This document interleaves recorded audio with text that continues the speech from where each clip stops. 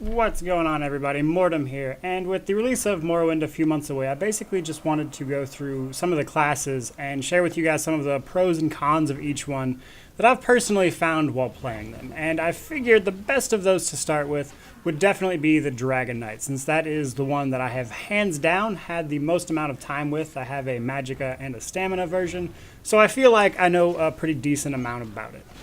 Just to clarify, I won't be going over things like weapon skill lines, armor skill lines. At most, I might mention how some of those things tie in with the class. However, for the most part, the entire point of this is to talk about the pros and the cons of the specific class skill lines that you get by picking that particular one. So, for the Dragonknight, we obviously have Ardent Flame, Draconic Power, and Earthen Heart. Now, Ardent Flame is pretty awesome. It's actually my favorite skill line of the three. And it basically gives a bunch of fire dots, fire AoEs, poison dots, a couple poison AoEs if you get the stamina-based versions. Now the stuff in Ardent Flame is primarily just going to give you those dots and AoEs and increase the damage they do. Now Draconic Power, the second skill line, is a lot more, I would argue, utility-based. Now basically the passives from this are going to give us increased damage blocked, increases healing received while you have a Draconic Power ability up, it will increase your health recovery, it will increase your passive spell resistance, just things like that. Now, a lot of the skills here are going to allow you to control the battlefield, so to speak. This is where you're going to pick up like Dark Talons, which will root everything around you, Dragon Leap, which will jump around, stun things, Dragon Fire Scale, which will reflect projectiles. There is a straight up heal. As far as stamina heals go, it's not that great though. And there's Inhale, which will heal you and deal AoE damage around you. Things like that. Earthen Heart is much more damage mitigation focused. Now, the passives from this are going to increase the duration of Earthen Heart abilities. This is where you're going to get Battle Roar, which will give you all of your resources back when you use an ultimate. The specific amount varies by level, but as you can see from the Battle Roar passive here on the screen, it will give you all of that stuff back. One of the other passives, casting an Earthen Heart ability, gives you Minor Brutality, which will increase your damage by 5%. And then the last one will, every time you use an Earthen Heart ability, you get 5% of your max stamina back. So Earthen Heart makes damage mitigation a breeze. Now there's a couple skills in here, obviously, that are going to vary depending on the build you're using, but there's skills like Petrify, which is awesome in PvP. There's Igneous Shields, or whatever the unmorphed version is, but Igneous Shield is the one that you like to pick normally because it'll give you Major Mending, which increases your healing done to yourself, and you can combine that with other heals like Vigor from the Alliance War skill line to give you increased healing. It'll wind up ticking like 4k a pop. And then, of course, there's things like Ash Cloud, which will just reduce everything's movement speed. And then the ultimate for that tree, of course, Corrosive Armor, gives you a ridiculous... it's Magma Armor, there it is. Yeah, Corrosive Armor is the morph version. Basically, it just makes you incredibly tanky, limiting incoming damage to like 3%, dealing a bunch of poison damage if you pick the Corrosive version.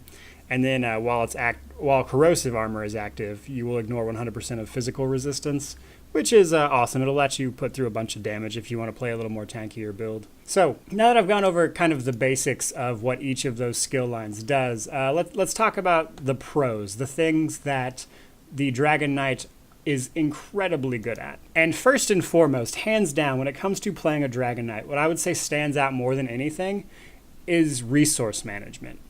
And I say that largely because of the passives in Earthen Heart, Battle Roar and like Helping Hands. It makes using your abilities give you your stamina back. Using Ultimate gives you all of your resources back. And because of skills like that, as well as the normal routes for resource management, heavy attacks from your weapon, it makes it incredibly easy to manage your resources even before you get a high amount of CP. And with a Dragonknight, when you have a high amount of CP being champion points, it becomes almost negligible. I would tell you when I play my Dragonknight, the resource management is so on point.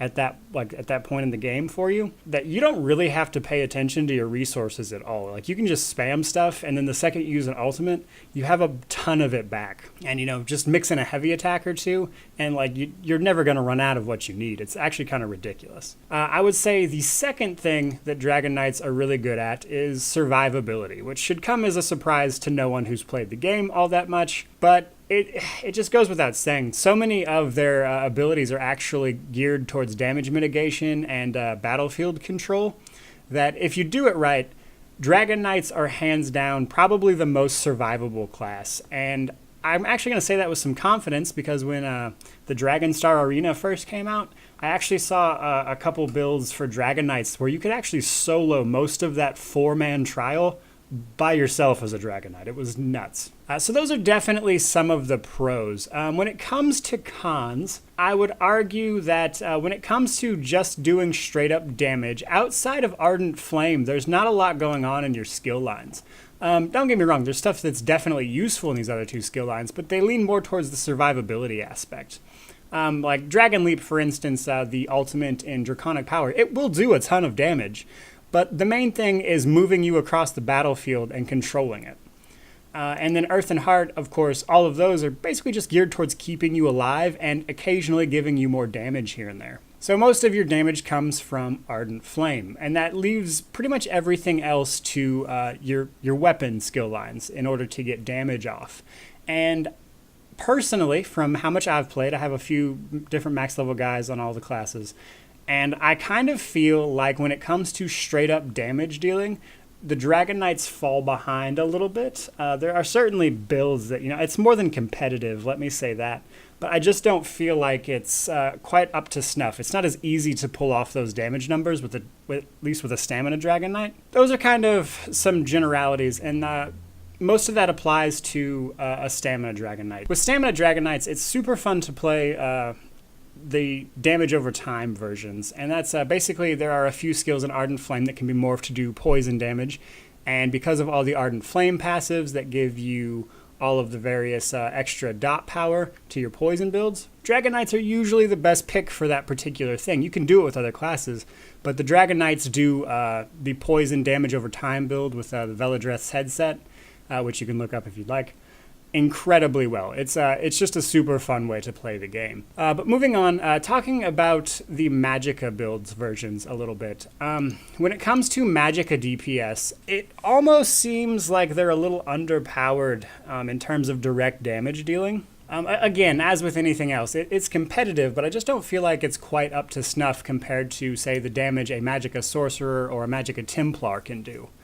Now, when it comes to the Dragon Knight, a lot of their Magicka abilities are very AoE focused. Now, when it comes to doing flame AoE damage as a Dragon Knight Magicka build, you'll do that very well. Like, you'll crush AoE when it comes to Magicka builds.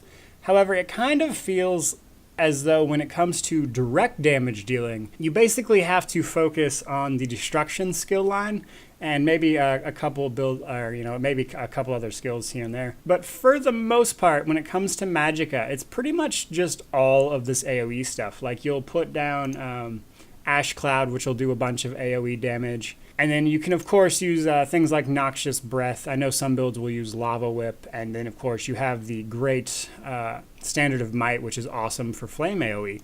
But it just feels like when it comes to that particular playstyle, that there just isn't a lot going on in direct damage dealing. That's pretty much going to wrap up what I feel are the pros and cons of playing a Dragon Knight in ESO. If you guys feel you learned anything that you didn't already know, or if you feel this would be helpful to somebody who's just getting into this game, please like and share the link with them.